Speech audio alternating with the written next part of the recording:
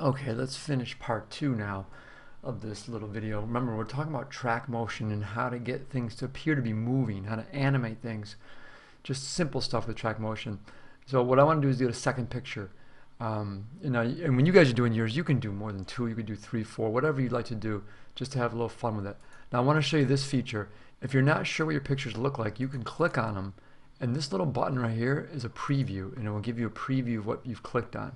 And you can stop that preview. You can also click auto preview, and then every time you click something, it will automatically do it. So I'm going to do my yin yang symbol. Now I'm going to start by dragging it down in the same track, and we're going to just see what happens when you do that. So now I'm on the same track as my Shiva Shakti. Now another thing I want to look at is, notice these little keyframes, right? They're still here. Now if I grab that picture and slide it, notice those keyframes stay with it. They're kind of locked into it. That's because this button right here has been turned on, lock envelopes. If that's turned off and I do that, it'll ignore, they will not stick together, and those keyframes will be programmed there, and then whatever is on that track, whatever picture it is, it will automatically happen to that picture. So I could swap these pictures out, put this in, and then this picture, the yin yang, would do the same thing. It would zoom in, zoom out, and do all that stuff. So keep that in mind. I tend to like to keep that thing locked on. So now I'm going to come to my yin yang, and I'm going to do a similar type of little track motion. So notice what I want you to see first. When I first click on the yin yang, it's way up here in the right corner. Well, why is that? Well, that's because that's where this track left off at. This keyframe right here is affecting everything downstream. So it's automatically affecting this guy.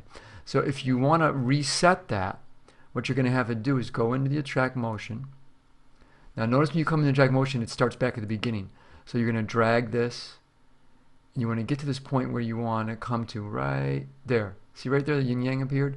And now what I want to do is I want to start from scratch. So I'm going to insert here. I'm just going to click on this and say I want to go back to my default. And then it's going to reset everything back to the beginning. It's going to make a new keyframe. Now something to keep in mind, think about this for a minute. It's automatically tweening from this keyframe to the next one that's downstream. So by me inserting a blank one, it's actually going to start tweening from here to there.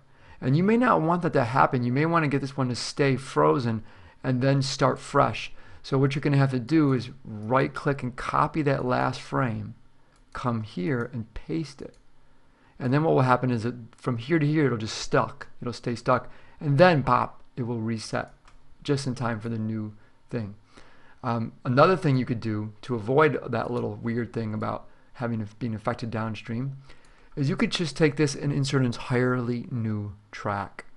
You know, you could right click, insert a video track, move this guy up here, and then put your second graphic on a new track so you could start fresh. And then the track below, it's not going to affect it.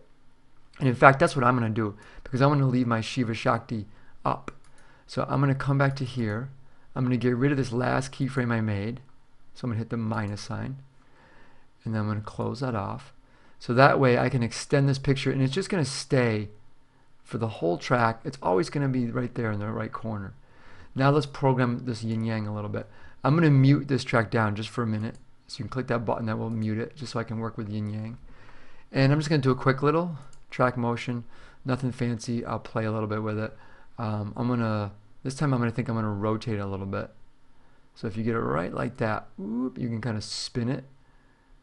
So I'll start it there, and then I'll come downstream a little bit, and then I'm going to spin it back to, I'm going to go to default. It's going to bring it back to the normal spot. So I'll do a little spin. I'll make it go really fast. It'll spin back, and then from there, how about we kind of zoom out a little bit. I want to see what's happening. So what I'm doing is I've been programming this track too, but notice what's happening. I didn't really pay attention. I just started my playhead down here. So these keyframes are way downstream. So they haven't gotten to, I'm going to put it up in here for now so you can see it better. I haven't gotten down to the actual symbol. There it is. So I'm going to move these guys down a bit. I'm going to move that right there. So now I'll move that head.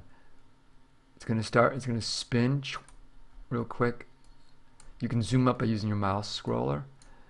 And then I'll come over here a little bit, and I'm going to just zoom small. And then I'm going to come over here a little bit, and I'm going to slide that puppy over down here, kind of opposite corner. There, how about that? I'm going to turn the other track back on, see. So yeah, they're kind of like juxtaposed, they're about similar size. And let's just see if this flows okay. In my mind, it's going to spin, zoom in, and then slide over. And this is going to stay there from now on. So I think that will get you the hang of that.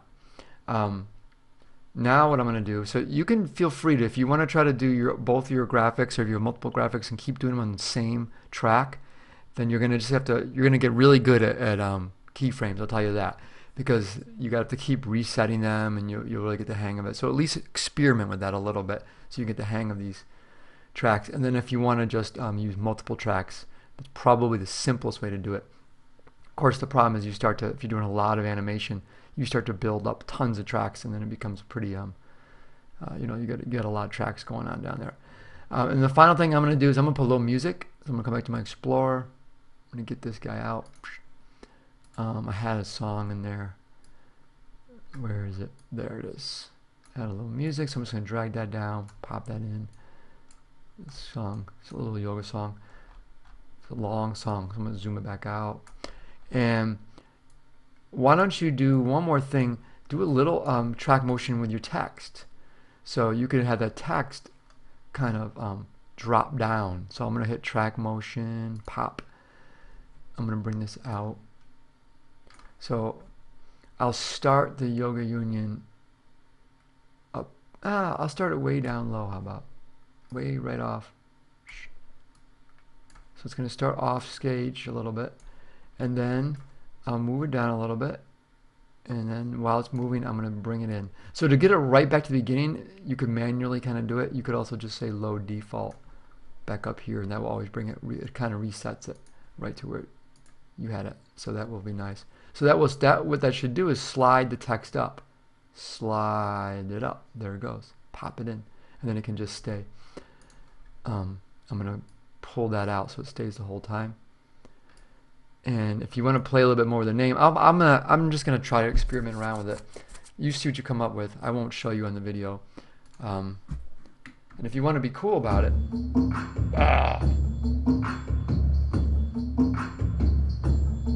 probably it's better to, like, if you have your song, use your song to kind of help you do your track motion.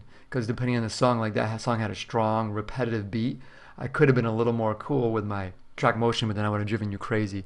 I mean, it takes time, and I encourage you, take your time, have fun with it.